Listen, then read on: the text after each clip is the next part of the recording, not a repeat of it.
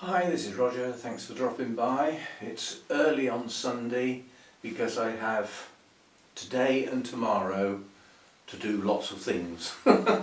Whereas sometimes I could go 2 or 3 days and think I've got next to nothing to do. I'm a busy boy for the next couple of days, and it's basically as a result of the house inspection Tuesday morning. Right, so what's been going on? Let's do the what has been first. Yesterday's Orchid Society meeting. Trouble-free journey such that I got there 15 minutes early, having the last meeting where I actually got there 4 hours late, and virtually missed the whole thing. Yes, the talk yesterday I'm going to go over parts of with you. It's a talk I've heard twice before, but what I hadn't, so I was sat right at the back at the sort of treasurer's desk thinking that I can just sort of twiddle me thumbs, but the guy had uprated the talk, his expression, as far as I'm concerned, it was almost a rewrite. The slides were much more professional. There's an awful lot of information comes out of that talk. It's basically on nutrients and feeding, just generally. It used to be called Feast or Famine. Anyway, so I wasn't expecting to get much out of it, and I would say that 3/4 of it I'd heard before. And what I like about the guy's talk is he says virtually everything I would say if I had to give the talk. In other words, I agree with him, he agrees with me. That don't make it right. That just means there's 2 of us, not just one. There's more, obviously. The things that, he went over the NPK and, all that sort of stuff. What he missed out was a little annoying, because it can be quite important, was the relationship of the numbers that you get with NPK. I mean, a standard fertiliser would be like 777. 20-20-20, that sort of stuff you chuck on your garden. But what he didn't go into was when those numbers are different, why, and what effect it may have. That could have been useful and could have replaced some other stuff that perhaps wasn't so important. But it's not my talk. I wasn't doing it. But the thing that did come out of it, he did all about the different types of nitrogen and the fact that you need to avoid urea nitrogen. The only good reason for using urea as an orchid fertiliser is possibly because you're growing terrestrials in a soil-based compost and it's quite warm where you grow your orchids. As a consequence, you would get the necessary bacterial activity in the soil. Do we have soil for our orchids? No. Without soil, that stuff don't work. Simple. It doesn't work properly. However, a little bit of information came out. We've always said, or I've always said, and many others, that the best type of nitrogen is nitrate nitrogen because it's readily available. However, the ammonial type of nitrogen is handy as a small percentage of the total nitrogen. It does have an effect, and it's a bonus effect. It doesn't make it worse, it actually makes it better. So if you've got pure nitrate nitrogen, it'll work. But if it's got some ammonial nitrogen as well, a low, not half, well down, but some, it helps it work. So I didn't know that. Bonus number 1. And then the other thing he said was, well, you've got 2 basic types of fertiliser. You've got liquid and crystals. Now, by crystals, he means anything that's not liquid.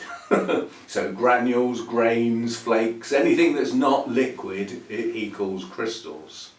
And it makes a lot of difference on how you treat your orchids. And this, again, is something I half knew, but this sort of finalised it. If you use a liquid-based fertiliser, first of all, under normal circumstances, it's got a massive shelf life. Yeah? That's a bonus. We all know that buying in the bigger container normally gets a lot cheaper. Yeah? Buying in bulk, cheaper, that sort of stuff. So if you buy liquid fertiliser, it's unlikely to go off and it will maintain its character. However, all the crystal type stuff is prone to absorbing moisture as soon as it gets in contact with the air. Now, some of you that have perhaps used MSU or rain mix and have not had an airtight container and have come back a couple of months later and opened the lid and you've got a puddle in the bottom of your container. Yeah, that's because it absorbs moisture, and once it starts absorbing moisture, it is degraded. So my MSU that's in an airtight container, which has been opened, because I decant some into a smaller airtight container for general use so that I can keep the big container locked tight for months and months and months at a time. Therein lies a problem. There is air. It's not full. Therefore, there was once some moisture in that container that's now in the feed, which means it has degraded it to an extent.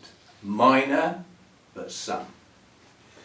So, first thing I did when I sat down this morning, because I got woken up rather early, thank you, Mr. Fluffy Cat.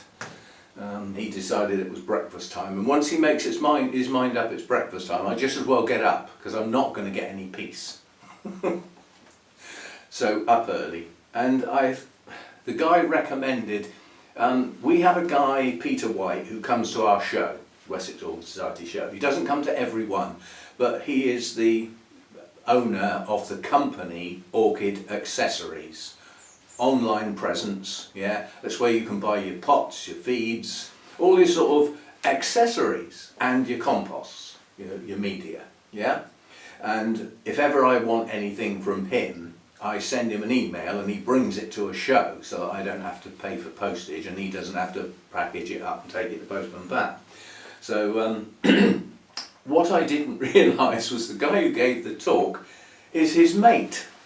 They're actually like together, and it dawned on me suddenly that I knew this, but it had never gone in. At Malvern, which is a huge show, and obviously all the sellers there get really busy, there's a massive intake of people into that show, and when Peter White is at Malvern, he's got a helper behind the counter, and that was the guy that gave the talk yesterday. Put two and two together and finally got four. So I've actually chatted to him quite often, and it didn't register that that's who was doing the talk.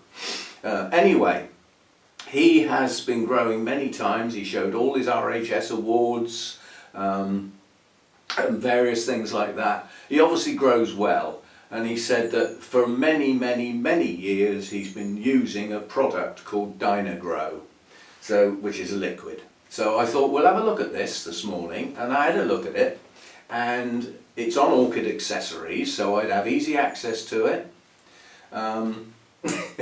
The downside is he's old school and he's still talking about teaspoons and bloody gallons. Oh, get up to date, man. But he recommended, irrespective of what it says on the packet, is you get a meter and you measure your resulting overall strength of the feed you're about to use. Yeah? Which takes away all reference to units and whatever, because you've poured out the amount of water you want, you've put some feed in it and measured it, and it's the strength you want, and you use it. You don't need to know how much you put in. You don't need to know how much water you started with. It's all irrelevant if you just use a meter.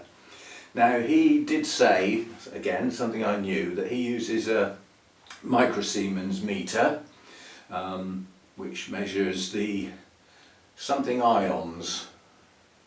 I forget what. And the one thing he did say is that if you had a gallon of water and you chucked a kilogram of urea nitrogen in that gallon and put your microsiemens meter in, it would register nothing because it doesn't have those ions in it. Beware, your meter might not be working properly if you've got that type of nitrogen. He did say that the parts per million, those type of TDS meters, like what I use, are not that accurate. But they are accurate enough for what I want. I don't need to know to that level of detail. The other thing he said, he had a little bit of a, not a dig, and not even a criticism, more a elaboration on the MSU formula. It was done over, those experiments that came up with that formula were done over a relatively short space of time and were mainly done on Phalaenopsis type orchids. So they didn't cover many genera, which is a little bit of an oversight really. So it can still only be taken as a general purpose fertiliser. And it's crystals, granules, yeah. So it degrades, as does rain mix, which is like the EU equivalent from a Kearns. Anyway, I had a look at the Dynagrow, and the details that are on the Orchid Accessories website only mention NPK. But it also says it has all of the macronutrients and all of the micronutrients. They are in there, and I'm sure on the back of the container it would list the percentages. The thing that it came out was there are two distinct types. There's a general purpose one, and then there is a bloom one. And he basically said that depending on your temperature range, there's no point in having a high nitrogen feed during our winter months of short days and cooler temperatures, because stuff's not really going to use that nitrogen. So you're putting it in there to throw it away basically, because the plant's not going to absorb it. So that was that. So the bloom, not bloom booster, but the bloom mix. Subtle difference. It's not meant to be a booster. It's a low nitrogen feed, and it serves a purpose. Whether it boosts blooms or not is like by the way really. But so he suggested using two, one for winter feed, depending on whether you drop your temperatures down, depending on. He said if you've got artificial lights and you maintain your day length, you can just use the regular fertiliser year round, because your plants are going to get year round, entertainment basically. So that was that.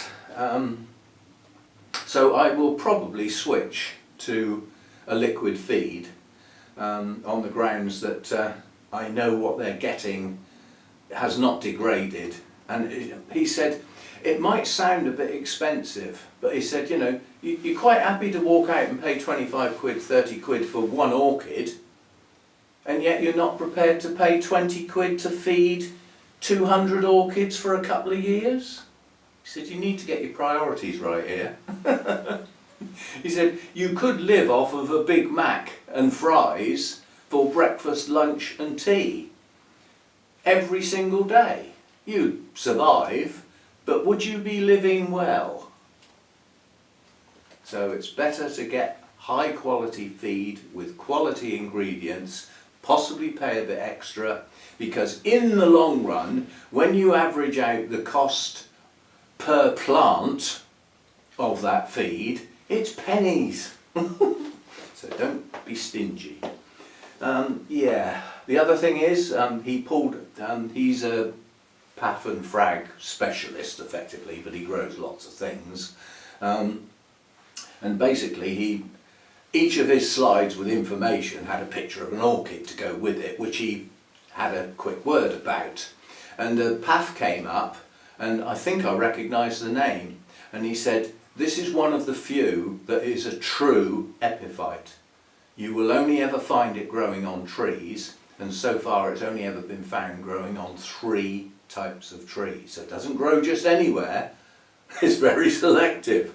And he said, and what do? Chuck it in a pot with fir bark. Just to make the point that we do have to make compromises. Yes, so a good talk. What else did I find? Oh, he recommended a pH between 6.2 and 6.8. My thinking has moved this way. There was a big deal on the internet quite a few years ago, respect to the person involved, but recommended that the sweet spot was 5.8 and that you should go a bit below that and a bit above that. I have found far too many people contradicting that. I now believe that my sweet spot is around 6.5, 6.6.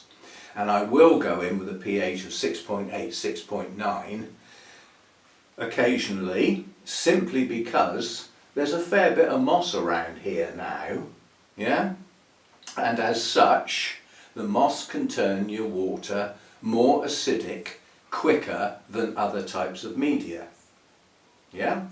So as a consequence, by starting with a higher pH, if that water's in the pot 2 or 3 days, and the moss starts dropping the pH down, it's not dropping it down to silly low because I started high.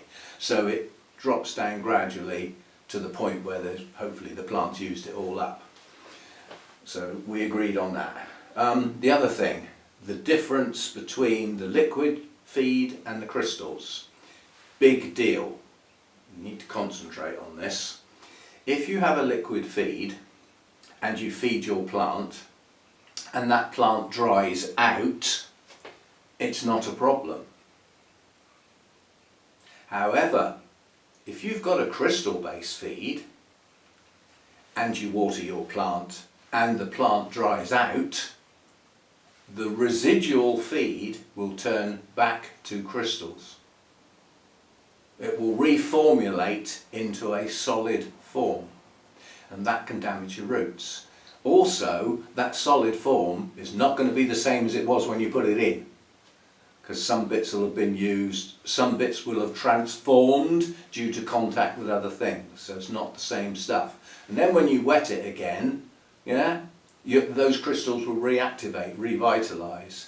So if you use a crystal-based feed, you do need to flush.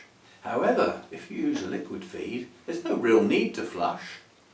This guy said he's been growing whatever it was, many years. Lots and lots and lots of years. And he's been using this liquid feed forever, and he's never flushed. And he's got prize-winning plants. And the reason being that the liquid feed does not change form.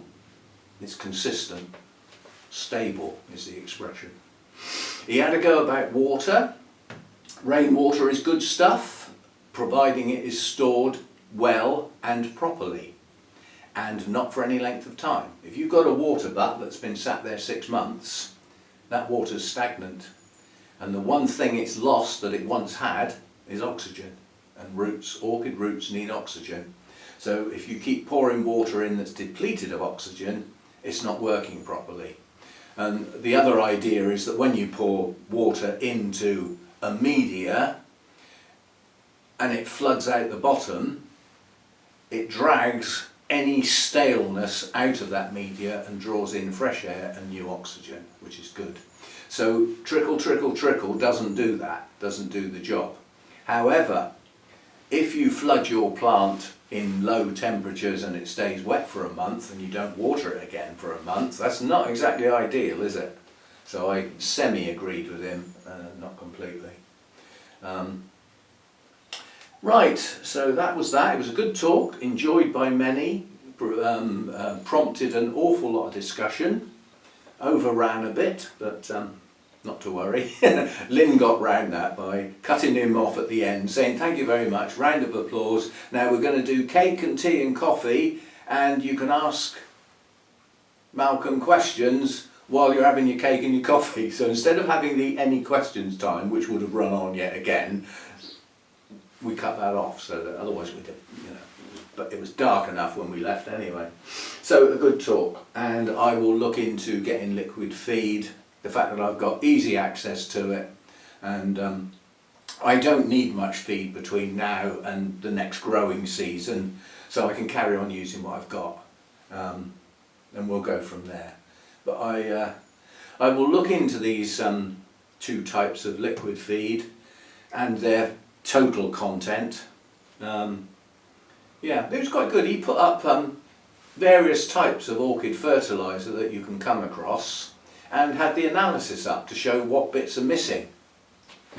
Also to prompt the one that he uses, because everything's in it. Oh, and he also had a go at supplements like seaweed extract, Super Thrive and stuff like that. We don't know what's in it. And he said, as far as I'm concerned, I'm not chucking stuff on my orchids when I don't know what's in it. So he won't use that. And he's got prize-winning plants without using it. He does use calcium nitrate. He does use a magnesium booster now and again. So he's got various things that he does add, but he doesn't do those type of supplements on the grounds they won't tell you what's in it. He also had a go at things like orchid mists and sprays, foliage feeds. He said, just have a look. They either don't tell you what's in it, or there's virtually nothing in it. You just as well spray water on your plants. So he doesn't like those. And he said they cost a lot of money for nothing. And you know, you get people who've just got their first couple of orchids, you know, as a Christmas present or something. They go into the garden centre and there's shelves and shelves of this stuff. Most of it's just water. Get some decent feed and give your plants a nice meal. Yes, so that's that. Project Orchids. I have virtually decided what we're going to do for the Project Orchids. And I'm going to say for next year, bearing in mind that next year is not far away now. We're well into November. So we'll be into next year before we blink and know it, you know. And we've already sort of started. So my idea for the Project Orchids is already sort of up and running. And it's the progress update videos, where I took the orchids that were worked on in a month and 3 months later did an update on that set of orchids. Then rolled forward another month and these updates occur at the end of each month. And I think the Project Orchid videos, 1 a week, was too much. We have to try these things, don't we? 1 a month sounds a bit better to look forward to. Complete variety of orchids in each set, because they're just those that I worked on. There's no logic, like I didn't do all the Masdevallias and then all the so there's a mix in each one of those sets. I've just documented set 6. We did set 5 last. Set 6, there aren't that many in set 6 because obviously we're moving into the year when there's less and less work going on. And obviously there will be, since I started that process, there are orchids that haven't had anything done to them yet. So they're not in a set. Well, we can have a set of those left over. There's a way of doing this, and I think it could work quite well, where we have a rolling 3 monthly update, or maybe 6 monthly updates, that bit I haven't decided yet, but a rolling progress update on sets of orchids. The sets are predetermined, yeah? Because I can't go back and do work on them. I can't go back and do work in May, can I? So the sets are already predetermined. So that's my idea for the Project Orchids. That are good. What else? There was something else I was going to talk about. That's gone. Yeah, I'm filming this early. I don't want it to go on too long, because the longer the video is, the longer it takes to process and everything, and I want to get it out of the way, because the rest of today, or a fair bit of today, I want to water everything that's in here so that I don't have to touch anything in here for a while, and I can just let this place run itself, if you know what I mean. It's like yesterday, I didn't get home in time to turn the lights on, so the plants didn't get any lights yesterday. So it was a stormy day, and you know, the daylight was cut short. Putting it into the real world. It can't have bright light for the appropriate number of hours on every single day, can it? It doesn't happen like that. So missing a day now and again, I know everybody's now going, why don't you get a timer? I don't like them. I don't like the thought that it can possibly go wrong as an electrical item. This finger pressing the switch down there, or in fact pushing the plug in and pulling it out, doesn't go wrong except on the odd occasions when I'm not here. So that was that. A good meeting. Next meeting is our Christmas lunch, so it isn't a meeting as such. And then we'll be into the new year. So it comes round and we'll be into January and see what happens then. There's something niggling me. There was something else I was going to talk about and it's gone. So there might be a bit on the end. You know, when I get in there and sit down and think, oh yeah, I know what it was. Maybe or maybe not. So we did the crystal type of feed against the liquid type of feed, pros and cons, we did that. We did pH confirmation, the way I see it.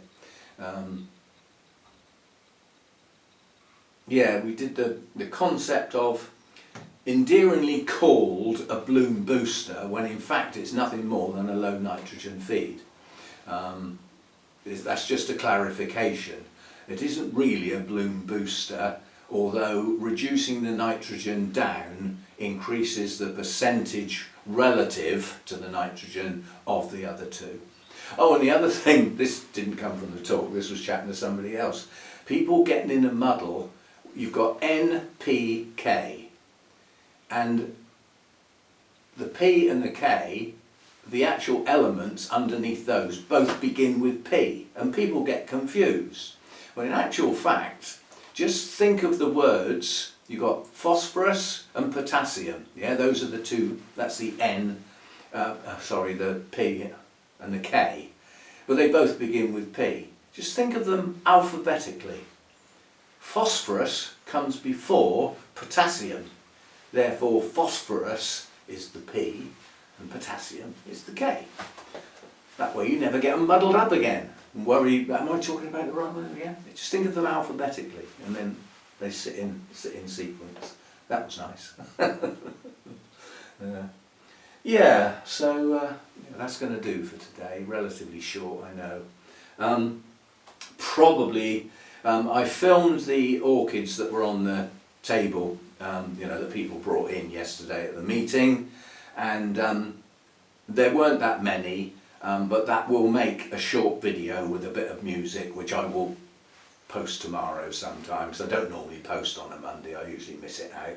So that'll give a little something for Monday. What's going to happen the rest of the week? We've got Wednesday is now a routine. That will be a requested video by a viewer or viewers, so that'll be Wednesday. Friday will be another Project Orchids video. That'll be orchid number 7, I think. There's only a couple more to go, and then we'll have finished that project. And what happens on Tuesday and Thursday, I haven't made my mind up yet. There is a new bloom over there, but I'm going to have to move about 8 plants to get at it, so we'll have to wait and see it another time. I know what was the other thing. The guy put that was it. I knew there's something, it's niggling, it's just there but wouldn't come forward. The actual strengths he uses. Now, obviously he put a chart up of the different genera, not all of them obviously, need a rather large slide, wouldn't you? But main ones more likely to have, in collections. Top of the list was Cymbidiums. Now, okay, we're dealing with microsiemens here. He feeds his Cymbidiums at 900 microsiemens, which relates to around parts per million of somewhere near 600. 550, 600. My poor Cymbidiums are getting starved here. I mentioned it and he said, oh crikey, Cymbidiums are greedy. You really need to stomp the food in there. If you don't, he said, your bulbs won't be as big as they could be. And he said, you'll still probably get blooms okay, but you won't have anywhere near as many actual blooms per spike, and your spikes might not be as tall as they could be. He said you really need to get that feed in there. And if you think, when I went to the Mathers Foundation earlier in the year, talking to Jim about feeding, and those stock Cymbidiums down one side of the greenhouse that they use for cut flowers only. That's all they're for. They're like stock plants. Produce massive blooms and loads of them is the goal. They get fed and watered 4 or 5 times a day through the growing season. Not a week, a day. So they are constantly getting feed thrown through those pots for the roots to take up as much as they need, and they never ever run short. Mine are getting starved, poor little devils. And I can already see the results. I'm not going to pick the plant up because it's guilty of knocking over my dendrobium. But my Cymbidium that had the lovely deep daffodil yellow flowers on, that bloomed for a long period of time with multiple spikes all over the place. This time round we've only got 2 spikes. We had quite a few more than that last time. And just looking at the first spike, the number of buds is now, the buds are swelling. They haven't not showing their colour yet, they're not far off. 1, 2, 4, 5, 6, 7. 7. That's probably about half of what the spikes had last time round. They're not getting enough feed. Now, I'm guilty of, while they were outside in the growing season, they got the hose on them a lot, and they got some slow release granules that are actually for my bonsai trees really, but I thought, well, they can feed the Cymbidiums as well. Gentle trickle feed from slow release for a food hungry plant. They didn't get anywhere near enough food. So we'll have to adjust that next year when they come back into their growing season. And when I water today, I will mix up a separate feed for the Cymbidiums.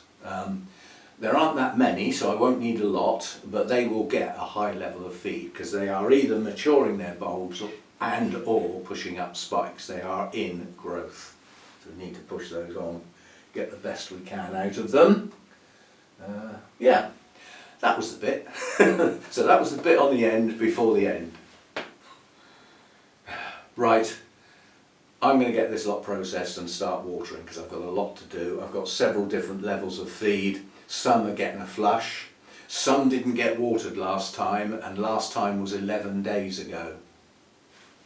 Go back the 9 days before that, those plants haven't had any water for around 20 days. I'm hoping they're going to be almost bone dry now, so that I can actually give them a bit of water. Whereas last time they were still quite wet and I wasn't prepared to give them any more. Yeah? It's no good keep chucking in water if they're already wet, not this time of year with low temps. So yeah, good meeting yesterday. I still say that if you can, and you can get to one, being a member of an Orchid Society is a good thing. You've got people to talk to, you get your guest speakers, there's some shows, there's normally some sort of competition tables where you can take your plants in and get people to look at them and comment on them. You know, and you've got that ready-made advice from a collective. You know, if you think, people that follow my channel like what I say, like the information they get, but it's not a collective of information, is it? It's me. Yeah? You go to an Orchid Society, there might be 20 like me that you can talk to. Yeah? They're all talking the same rubbish I am. See you next time. Thanks for dropping by.